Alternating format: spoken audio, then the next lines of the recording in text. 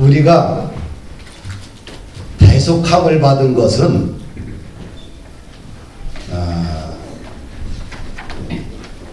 은과 금 같은 것으로 된 것이 아니라 보배로운 예수 그리스도의 피로 우리의 모든 죄를 씻김 받았어요. 아멘. 네. 우리의 모든 죄악들을 은과 금이 아니라 예수 그리스도의 보배로운 피로 깨끗이 씻어 주셨어요. 할렐루야. 그리고 우리가 거듭나서 하나님의 자녀가 된 것은 썩지 아니할 씨로 된 것이 아니라 영원하신 살아있는 하나님의 말씀으로 된 것이에요. 할렐루야. 그래서 썩지 아니하는 씨는 뭐냐? 살아있는 하나님의 말씀입니다. 그 하나님의 말씀으로 우리가 뭐예요? 거듭났다. 그래서 하나님의 말씀은 죽은 것이 아니라 살았다. 살아있기에 우리 영혼을 거듭나게. 아멘. 모든 육체는 풀과 같고 또 그 모든 영광은 풀이 꽃과 같으니 풀은 마르고 꽃은 떨어지되 오직 주의 말씀은 세세토록 있도다. 여호와의 말씀은 살아있을 뿐만 아니라 영원하다는 겁니다. 풀도 마르고 꽃도 시들지만 하나님의 말씀은 영원하다. 그래서 하나님의 말씀은 살아있고 또 영원하기 때문에 우리를 거듭나게 하는 거예요. 아멘. 모든 역사와 문화와 인종을 뛰어넘어 죄악 가운데 있던 영혼들을 거듭나게 하십니다. 하나님의 말씀은 살아있고 운동력이 있고 자유의 날선 어떤 것보다 예리하고 영과 혼과 골수를 찔러 쪼개기까지 하며 사람들의 심령을 꿰뚫어 보십니다. 그래서 말씀 앞에 있으면 사람들이 거꾸러지고 새 사람이 되어지고 새로운 믿음과 결단을 가지고 살게 되는 거지. 할렐루야. 그래서 하나님의 말씀은 살았다 뿐만 아니라 영원하다. 이 복음을 1장 후반절에서 베드로 사도가 강력하게 전하는 거예요. 하나님의 말씀은 살았다는 거예요. 그리고 하나님의 말씀은 영원하다는 거예요. 그 말씀이 인류의 모든 영혼들을 거듭나게 했다. 할렐루야. 그리고 나서 2장 1절에 어떻게 시작돼요? 그러므로라는 이 단어는 뭐예요? 앞에 있는 내용을 이어받는 내용이 아니에요. 그렇죠? 그러면 보배로운 피로 우리의 모든 죄를 용서받고 거듭난 사람들이 그러므로 어떻게 살아야 되느냐? 성장하라는 것이 베드로의 사도의 포인트의 말씀의 포인트. 뭐라고요? 성장하라. 소아시아지에 흩어진 나그네들은 당신만 봐도 서민층이 하층민들이에요. 사회적으로 차별받는 공동체였고 가난한 공동체였고, 그런데 그들에게 뭐를 주문을 해요? 너희들은 거듭나지 않았니? 거듭나고 나서 구원이 완성될 때까지 어떻게 돼요? 계속해서 성장하라. 그러니까 성장하기 위해서 첫 번째, 먼저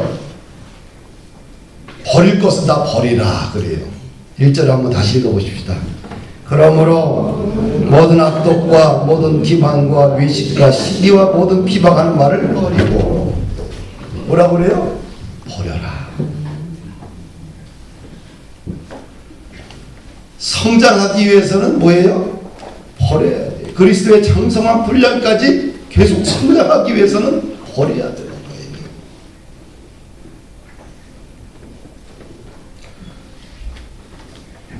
거듭난 자가 마땅히 버려야 될 것을 과감하게 버리지 못하면 그런 신령한 세계를 향하여 정상적인 성장을 할 수 없습니다.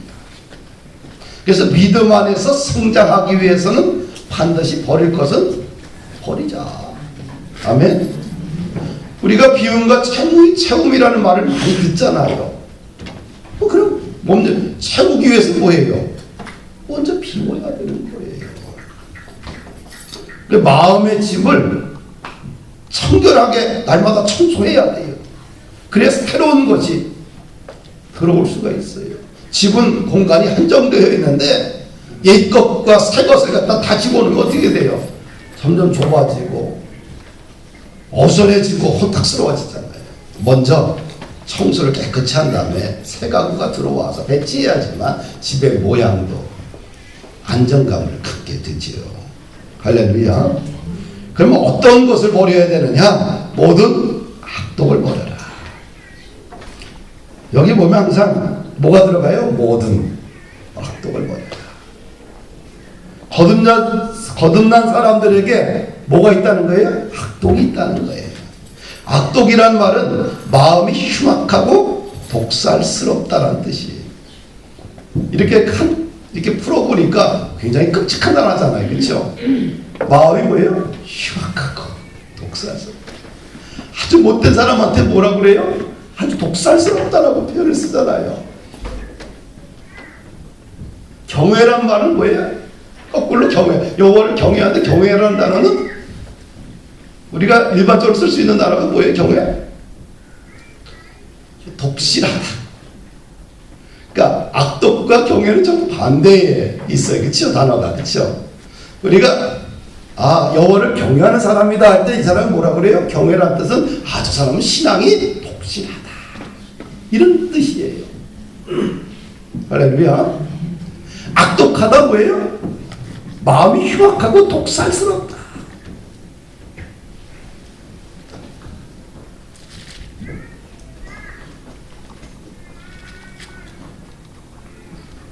이 거듭난 사람들의 마음속에 뭐예요?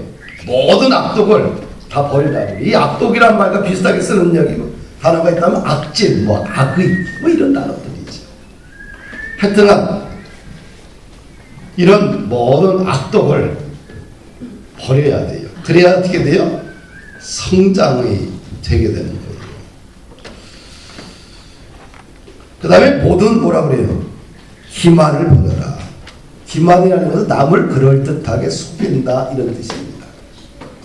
옛날 성경에는 괴휼이라고 쓰여져 있어요. 괴휼. 괴휼이나 기만이나 같은 뜻이에요. 그렇죠? 남을 속이는 거짓말 이런 뜻입니다. 그럴듯하게 꾸며서 사람들을 넘어가게 하는 말 이런 뜻입니다. 하와는 어떻게 돼요? 뱀이 말하는데 거짓말인지 잘 몰랐잖아요. 그렇죠? 그래서 뱀이 어떻게 돼요? 하와를 기만했잖아요. 그래서 그가 죄를 짓잖아요. 그래서 모든 기만들을 다 버려라. 남을 그럴듯하게 속이는 모든 다 버려야 돼. 그래야 믿음이 성장한다. 그 다음에 또 1절 보니까 모든 외식을 버리고, 외식이라는 것은 연극 배우처럼 살아가는 것. 연극 배우는 거예요.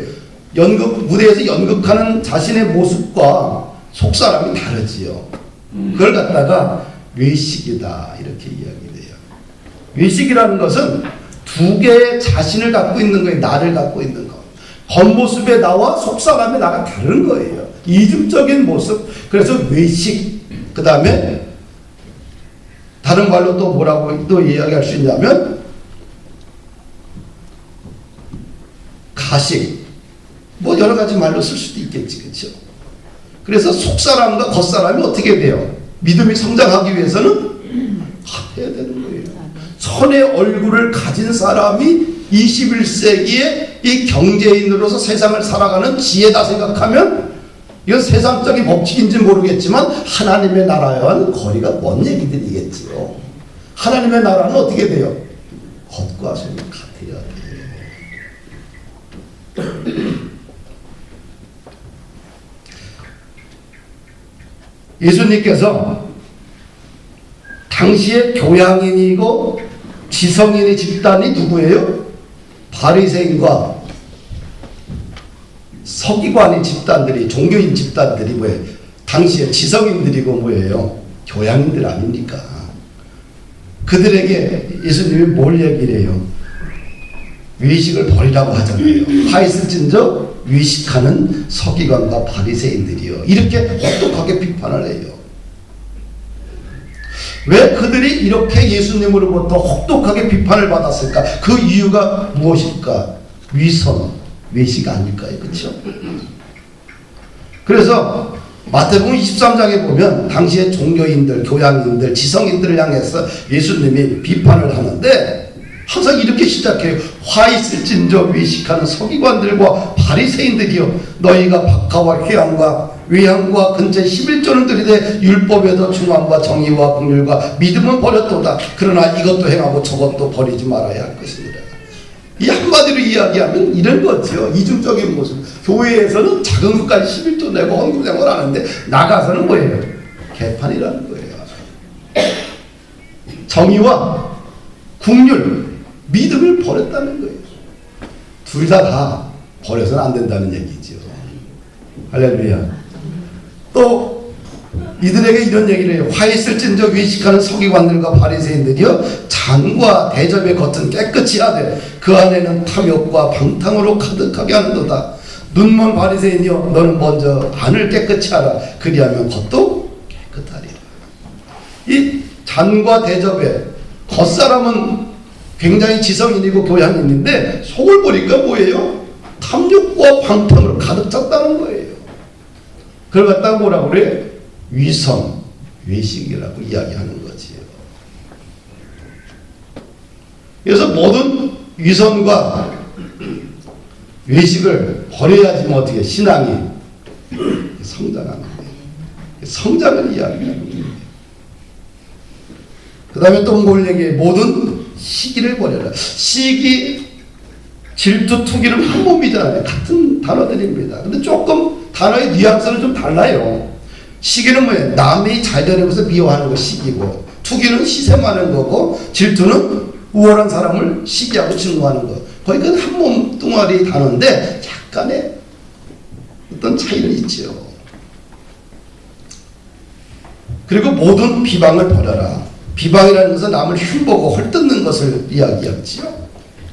그래서 거듭난 사람들은 비방하는 일을 해서는 안 돼요. 그래서 신앙이 성장하기 위해서, 거듭난 사람들이 신앙이 성장하기 위해서는, 온전한 구원을 이루기 위해서는 뭘 해야 된다? 버릴 것은 다 버리라.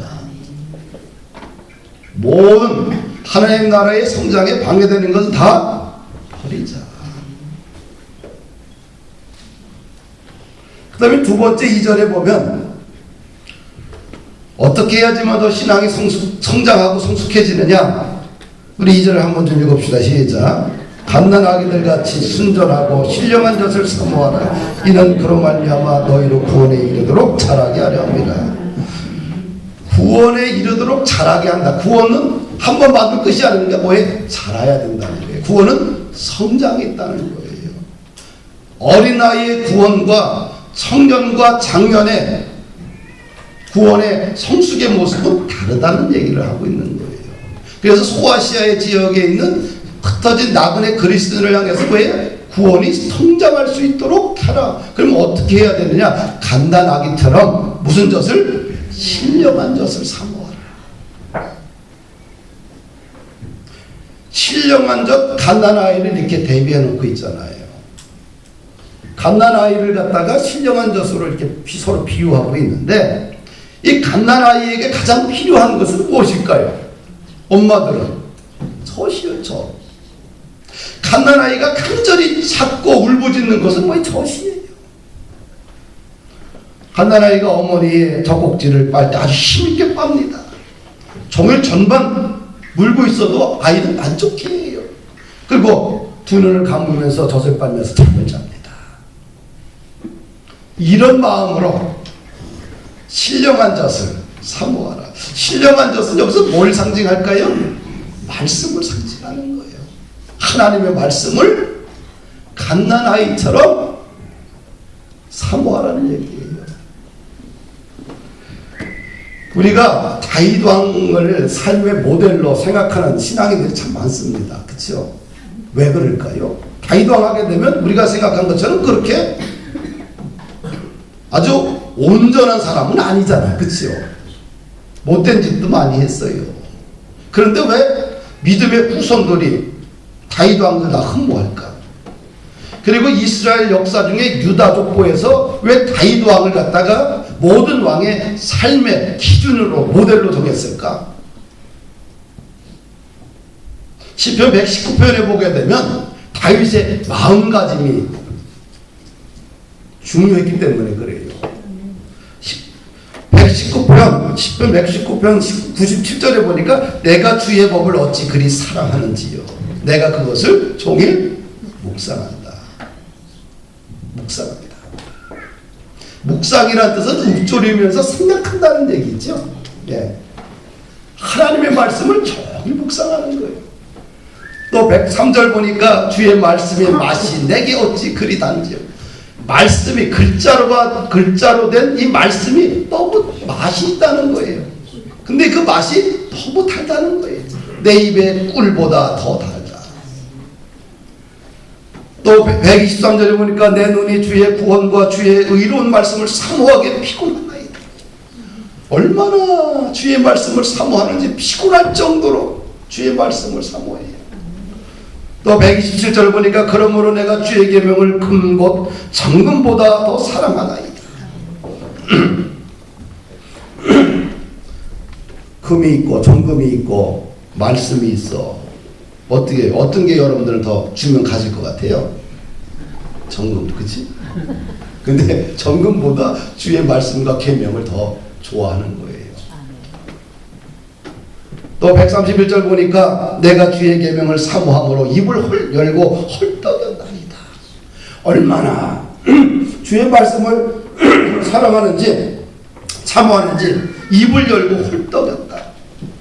헐떡였다는 표현을 갖다가 여러분들이 피트니스에 가갖고 그냥 무조건 한 15km를 놓고 한번 뛰어보셔요. 한 10분만 뛰면 헐떡인다는 것을 알 수 있을 거예요. 그렇죠? 그러니까 헐떡일 정도로 숨이 가파를 정도로 주의 말씀을 사모했어요. 이 다윗의 몸부림이 오늘날 우리들에게 주는 메시지가 참 큽니다.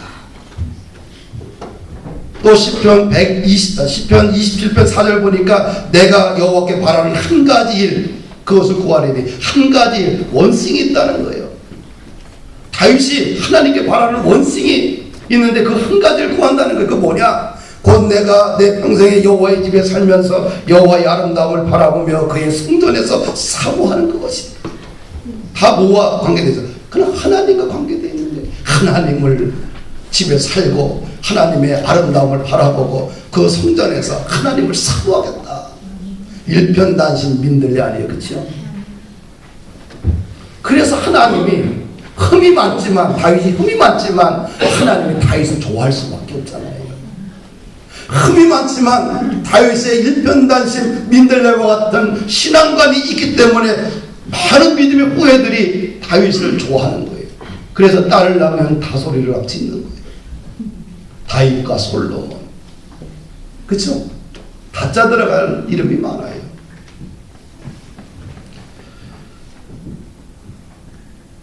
성장이라는 것은 여호와를 갈망할 때 사모할 때 일어난다. 시편 1편을 보게 되면 복 있는 사람의 기준이 나와요. 악인들의 꾀를 따르지 않고 죄인의 길에 서지 않고 오만한 자들의 자리에 앉지 않고 오직 여호와의 율법을 즐거워하여 그의 율법을 주야로 묵상하는. 복 있는 사람은 하나님의 말씀을 즐거워한대요. 그리고 그 말씀을 주야로 묵상하는 거예요. 그렇게 되면 시냇가에 심은 나무가 철을 따라 열매를 맺으며 그 잎사귀가 마르지 아니함 같으니 그가 하는 모든 일이 다 형통하리로다.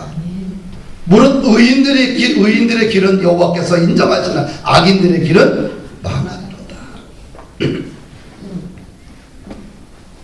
복 있는 사람들은 말씀을 즐거워하고 말씀을 주야로 묵상할 때 하나님이 그의 인생 가운데 무슨 일? 형통한 일을 주신다.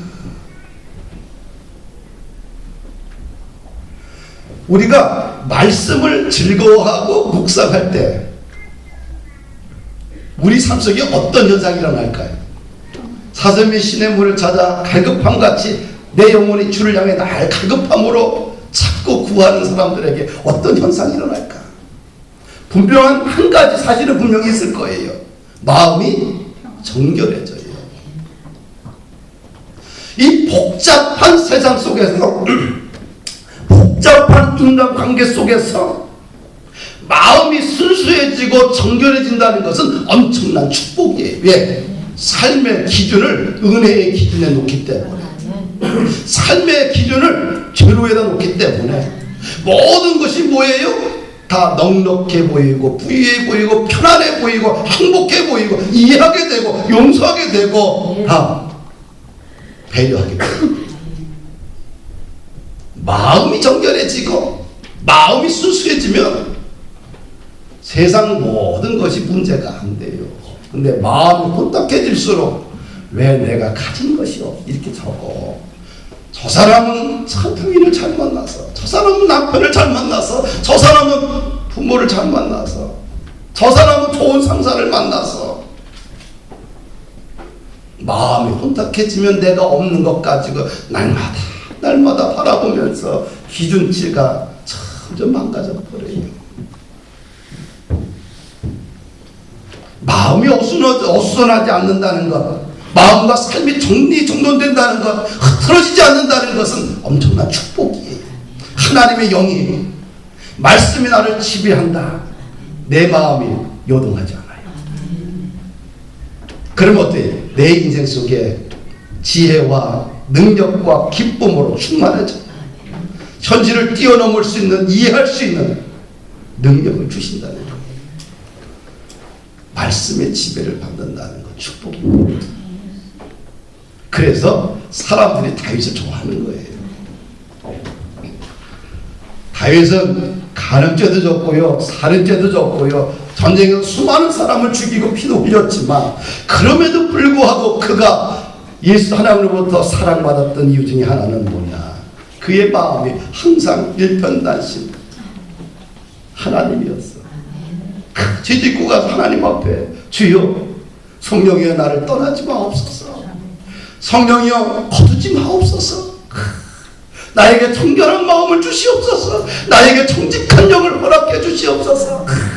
다윗의 이 마음을 보고 하나님이 그에게 일생 동안 함께 해줬다는 거예요. 할렐루야.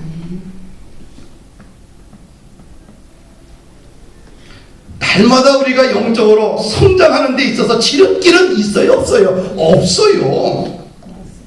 오직 말씀 안에서 살고 말씀을 더 깊이 사모하고 기도할 때 우리가 영적으로 점점 근거해지고 점점 세워지는 거예요. 영적인 집들이 내 안에 세워지는 것이죠. 그래서 우리 속에 구원이 성장되는 거예요. 오늘날 왜 이렇게 구원관들이 흔들립니까? 이 사람들이 이런 얘기를 묻잖아요. 당신은 거듭났습니까? 이게 고민되는 거예요, 대답하려면.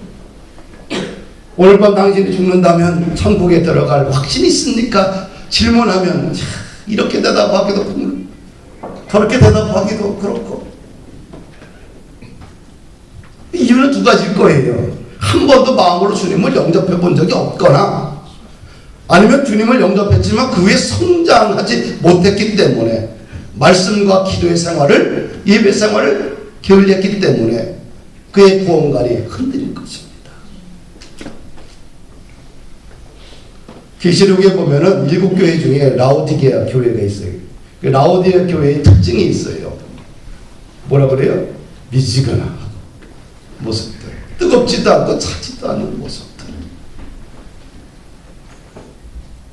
미지근하니까 하나님이 뭐라 그래? 라오디게아 교회를 향해서 내 입에서 너를 놓아야 할 것이다. 이게 라오디게아 증후군에 걸리면 곤란해요. 목사님들도, 장로님들도, 권사님들도, 안수집사님들도 이 증후군에 걸려버리면 그냥 만사가 귀찮아. 뭐가 사라져요? 신앙의 열정과 의미를 잃어버리게 돼요. 우리가 왜 미지근해지고 차가워질까? 신령한 젖을 끊임없이 사모하지 않으려면 공급받는 게 없기 때문에 어떻게 돼요? 미지근해지거나 차가워지게 돼요. 그러나 다윗처럼 말씀을 갈망하고 사모하게 되면 분명하게 신앙의 변화가 찾아올 것입니다. 고백의 차원이 다를 것입니다. 비전의 이야기들로 가득 찰 것입니다. 말씀을 사모하면 내 심장이 뜨겁게 요동칠 것입니다. 그러면서 내가 살아있다는 생각이 드는 거예요. 목숨이 붙어있다고 살아있는 사람입니까? 목숨이 붙어있지만 날마다 지겹다, 힘들다, 고되다, 피곤하다, 죽겠다, 이렇게 살아가는 사람들이, 살아있지만 죽어있는 사람처럼 살아가는 사람들이 아무런 의미도 가치도 비전도 소망도 희망도 없이 그냥 살아가는 사람들이 얼마나 많습니까? 살아있다는 것은 내 심장이 뛰어야 돼요. 날마다 뭐예요? 새로운 미래를 향하여서 발돋움할 수 있는 꿈으로, 믿음으로 가득 차야 됩니다. 날마다 믿음의 이야기들로 가득 차야 되고요, 사명의 이야기들로 가득 차야 되고, 살아있는 자신의 모습을 날마다 봐야 됩니다. 할렐루야. 신령한 젖을 사모하자. 그러면 그것이 오늘 우리들의 삶의 답이에요. 답이 먼데 있는 게 아니에요. 답은 어디 안에 있어요?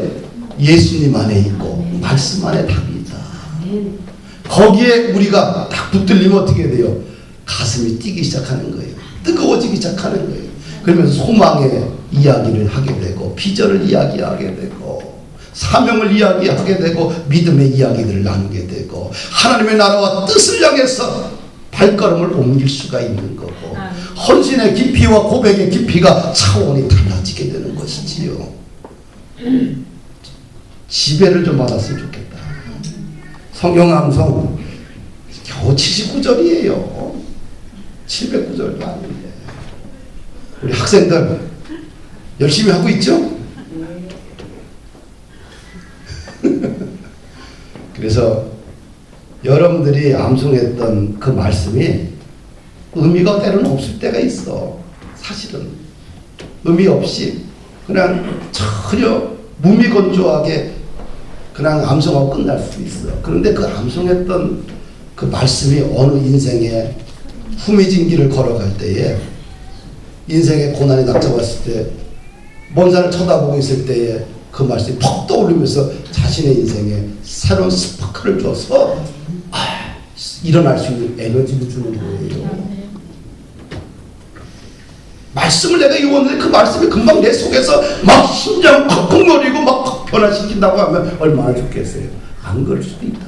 그러나 축적해 놨을 때 어느 순간 원수마귀 사단이 내 인생을 지옥으로 끌고 갈 때 그 순간에 막 하나님께서 영적인 스파크를 줘서 그 말씀 한 구절 가지고 막 일어나서 내 삶을 쫙 끌어올릴 수 있다는 거예요. 그렇게 말씀이 위대하다는 겁니다. 교회에서 딴 거 할 거 없어요. 가면 유튜브 보면 모든 강좌가 다 있어. 세상에 강좌가 좀 거기 다 듣고, 교회에서는 뭐예요? 그냥 찬송 배우고 성경 배우고 성경 읽고 그것만 하면 돼요. 그거 하기도 좀 부족하다. 말씀을 사랑하면 어떻게 돼요? 성장된다. 구원이 점점 완성되어 간다. 세 번째로 3절을 보십시다. 우리 같이 읽어볼까요? 시작. 너희가 주의 인자하심을 맛보았으면 그리하라. 주의 인자하심을 맛보았다. 이 맛이란 말이 많이 나와요. 그치? 맛. 주의 인자하심을, 주의 인자하심을, 주의 사랑하심을, 주의 은혜를, 주의 기적을 맛보았다고 한다면 앞으로 뭐예요? 그렇게 그 믿음에서 떨어지지 말고 그렇게 살라는 얘기예요. 할렐루야. 진리를 맛본 사람들, 진리를 통해서 생명의 기쁨을 누렸던, 하나님의 놀라운 은혜를 누렸던 사람들은 어떻게 돼요? 계속해서 그 사모하고 살라는 얘기예요. 맛본 사람만이 그 표를 알게 돼요. 기독교는 체험의 종교입니다. 몸부림치면 부르짖으면 말씀이 살아서 움직이고요. 하나님께서 그의 인생 가운데 나타나셔서 반드시 말씀하셔요. 응답의 종교고 체험의 종교입니다. 그냥 고백의 종교로 끝나는 것이 아니라 고백으로 끝나는 게 아니라 체험과 하나님의 기적으로 우리에게 말씀하셔요. 사랑하는 성도 여러분들, 이삭하면 예수님을 상징하잖아요. 하나의 모델로 이야기하잖아요. 그렇죠? 왜 그럴까요?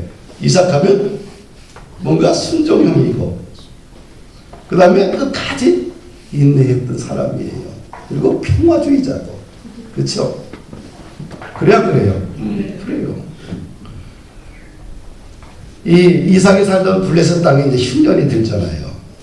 그러니까 어떻게 돼? 가족을 데리고 이제 풍부한 애굽으로, 물이 많은 애굽으로 가려고 했는데 하나님 밤에 나타나서 이삭에게 말해요. 애굽으로 내려가지 말라.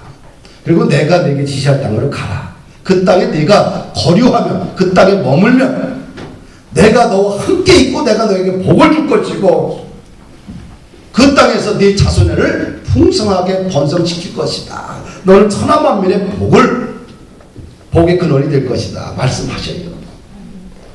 그래서 흉년이 들었고 가뭄으로 흉년이 들었지만 애굽으로 안 가고 하나님이 지시하는 블레셋 땅 중에 그런 지역에 머물게 돼요.